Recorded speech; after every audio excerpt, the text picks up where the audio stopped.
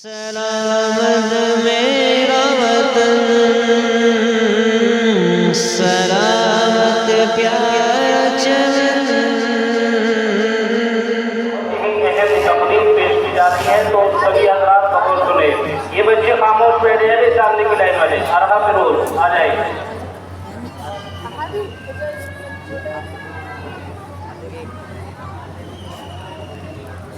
अस्सलामु अलैकुम वरहमतुल्लाहि वबरकातुहू। हम अपनी जान के दुश्मन को अपनी जान कहते हैं। हम अपनी जान के दुश्मन को अपनी जान कहते हैं।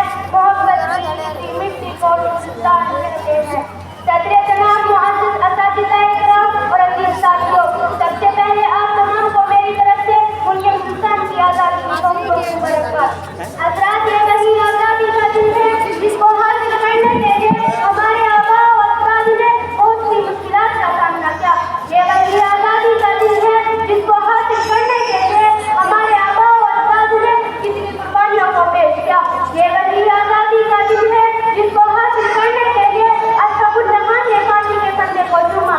जब भगत सिंह को फांसी के फंदे पर चढ़ाया गया तो भगत सिंह ने अपनी ज़बान से ये अल्फाज निकाले थे, अब भी जिसका खून न खोला खून नहीं वो पानी है।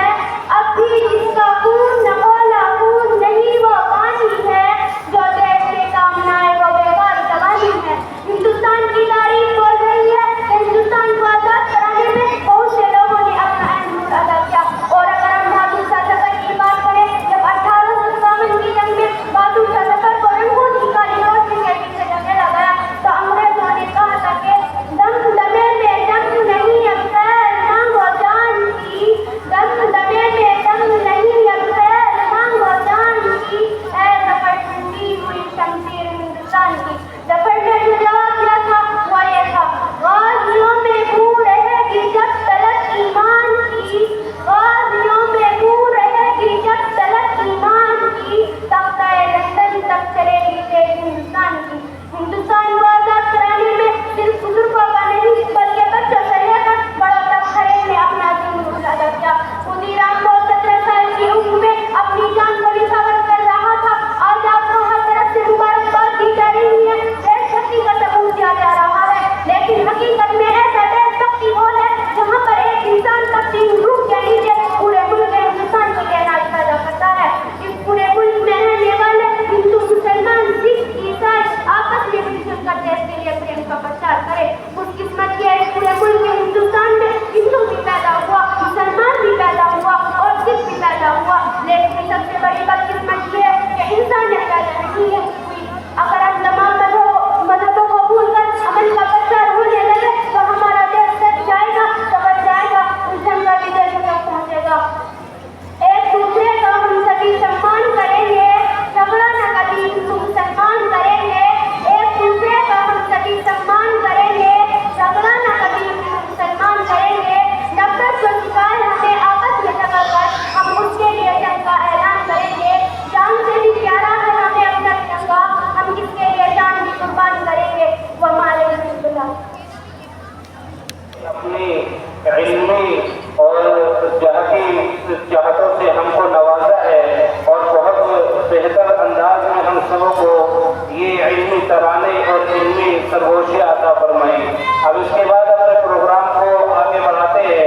चंद प्रोग्राम बाकी है, इंशाअल्लाह 25 से लेकर 30 मिनट में ख़त्म हो जाएंगे और फिर हमारे महतूम साहब हजरत मौलाना मोहम्मद रिजवान साहब दामत बरकातुहुल आलिया का खिताब और दुआ होगी। इंशाअल्लाह फिर ये प्रोग्राम इख्तिताम पज़ीर होगा। या फातिमा मुरसलीन आए और आकर अपनी नज़्म पेश करें, वादा है हमारा ये।